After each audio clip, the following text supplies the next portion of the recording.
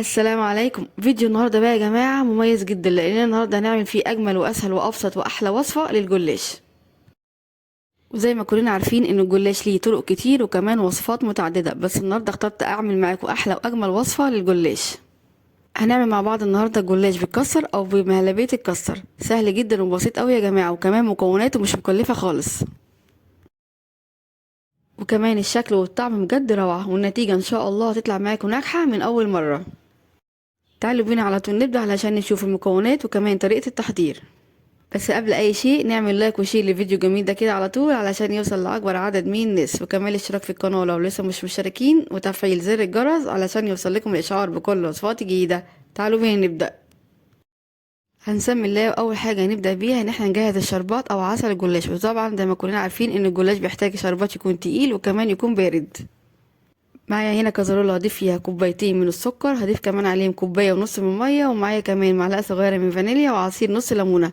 هضيف بقى المكونات دي كلها مع بعض قبل ما ابدأ ارفعها كده على النار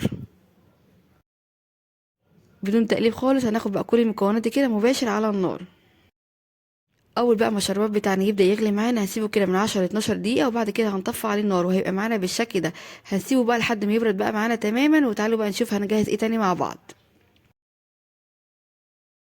معنا بقى هنا لفه من جلاش دي يا جماعه، حجمها كده او وزنها 500 جرام. انا بستخدم النوع ده بيكون كده وزنه 500 جرام. هنبدا بقى كده نفتحها ونضيف بقى الجلاش ده كله كده فوطه علشان ما ينشفش معانا طول ما احنا كده بنستخدمه. هنجيب بقى كده فوطه بالشكل ده ونلف بيها الجلاش بتاعنا علشان ما ينشفش معانا طول ما احنا كده بنستخدمه. بعد كده بقى هنجيب صينيه ونضيف لها كده معلقتين من السمنه، هندهنها بقى كويس جدا بالسمنه كده يا جماعه قبل ما نبدا بقى كده نرص فيها الجلاش بتاعنا.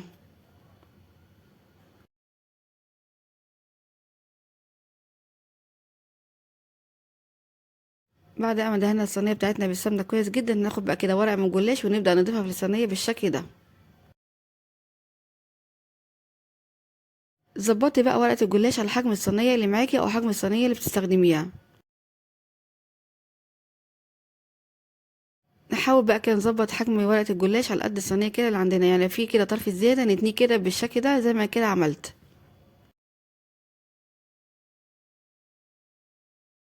وكل ما نضيف بقى كده ورقه من الجلاش ندهنها كده دهنه بسيطه كده من السمنه علشان يطلع معاكي كده مورق زي ما شفتوا كده معايا كده في اول الفيديو.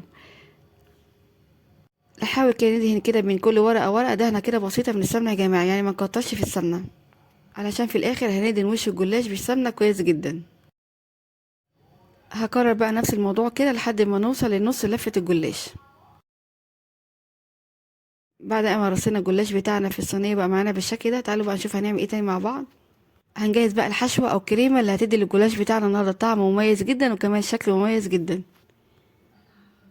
معايا هنا كزرولة هضيف فيها كوبايتين ونص من اللبن او الحليب، هضيف عليهم معلقه كده من السكر، وكمان معايا 4 معالق من بودره الكسر. دي بتتجاب كده جاهزه يا جماعه من اي سوبر ماركت. اضيف كمان معايا معلقه كده من كريم شانتيه باودر. لو كريم شانتيه مش متوفر عندك مش مشكله، استغني عنها. بعد ما ضفت كل المكونات دي كده مع بعض هنقلبها كويس جدا قبل ما نبدا بقى نرفعها كده على النار. اول بقى ما نرفع الخليط ده كده على النار يا جماعه ما نشيلش ايدينا منه خالص، يعني نفضل نقلب فيه كده تقليب مستمر عشان ما يكلكعش معانا. اول بقى ما الخليط بتاعنا قوامه يتقل يكون بالشكل ده هنطفي عليه النار ونسيبه بقى يهدى كده دقيقتين تلاتة قبل ما نبدا نضيفه كده للجلاش.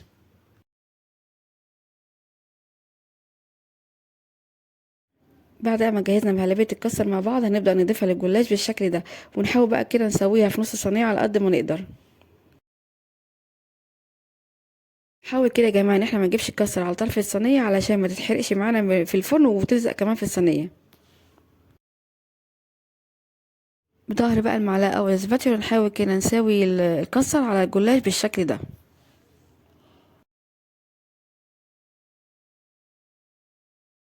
بعد كده بقى هنبدا نجيب كده النص التاني من لفه الجلاش ونبدا نرصه كده زي ما عملنا كده في المره الاولى.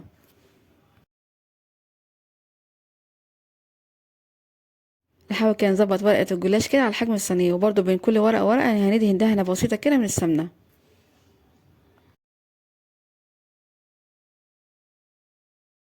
لحد هنا بقى وطريقه سهله جدا وما فيهاش اي تعقيدات خالص، بس بجد يا جماعه النتيجه والشكل في النهايه بجد روعه. هنكرر بقى نفس الموضوع كده لحد ما نخلص نص لفة الجلاش الموجودة معانا. ولو في حاجة كده اتقطعت من الجلاش يا جماعة يضيفوها كده في النص، هي مش بتبان خالص بعد التسوية. اهم حاجة كده نخلي ورقة سليمة ان احنا نضيفها كده لوش الصينية، علشان دي اللي نعرف كده نقطعها في الاخر.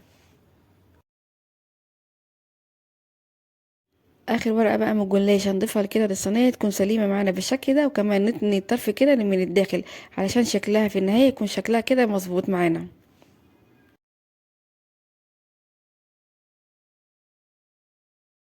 وكمان يا جماعة اخر ورقة مش هندهنها سمنة خالص علشان نعرف نقطعها كده بكل سهولة. هنجيب بقى سكينة ونبدأ نقطع بقى الجلاش هنا. التقطيع هنا يا جماعة على حسب ما انت عايزة، ممكن تكبري المربعات او تصغريها زي ما انت عايزة. بعد ما قطعنا الجلاش وبقى معانا بالشكل ده، هنجيب بقى السمنة اللي باقية معانا وهندي بيها الجلاش كده زي ما حضراتكم شايفين. اهم حاجة ندهن وش الجلاش بتاعنا كويس جدا يا جماعة علشان يديكوا اللون الحلو اللي انتوا شفتوه كده معايا كده في اول الفيديو. وكمان نهتم كده ان احنا ندهن اطرف الجلاش او اطرف الصينيه كويس جدا بالسمنه علشان ما تنشفش معاكي او تتحرق معاكي في الفرن، وتبقى لونها جميل وموحد زي بقيه الصينيه كلها. بعد ما دهناها بالسمنه كويس جدا هندخلها بقى فرن ساخن مسبقا على درجه حراره 200، ونحط الصينيه بتاعتنا في الرف الاوسط وهنشغل النار من تحت بس. هتقعد معانا كده في الفرن من 20 ل 25 دقيقه. لو لقينا بقى الجوانب بتاعتنا بدات تاخد لون والوش لسه محتاج لون شويه، ممكن نشغل كده الشوايه عليها كده حوالي 5 دقايق. بس اهم حاجه هنا يا جماعه اول ما نشغل الشوايه ناخد بالنا كويس منها جدا، لان هي بتاخد لون معانا كده بسرعه علشان ما تتحرقش منك. وهتبقى معاكي بقى بالجمال ده كله بجد ما شاء الله، واخده لون ذهبي وجميل جدا. بعد كده هنبدا نسقيها بقى بالشربات او العسل اللي احنا جهزناه كده مع بعض في اول الفيديو. هنبدا بقى نسقي الصينيه بتاعتنا بالشربات او العسل اللي احنا جهزناه كده مع بعض. بصوا بقى معايا ما شاء الله، بجد لونها وقوامها ممتاز جدا. بعد ما نسقيها بالشربات او العسل هنسيبها بقى لحد ما تبرد معانا تماما قبل ما نبدا بقى نقدمها. وده كده يا جماعه يكون شكل صينيه الجلاش بعد ما سقيتها بالشربات وسبتها لحد ما بردت معايا تماما. بجد ما شاء الله حاجه في منتهى الجمال. نجيب بقى كده سكينه ونعيد كده على التقطيع بتاعنا علشان بس نطلعها كده من الصينيه بكل سهوله.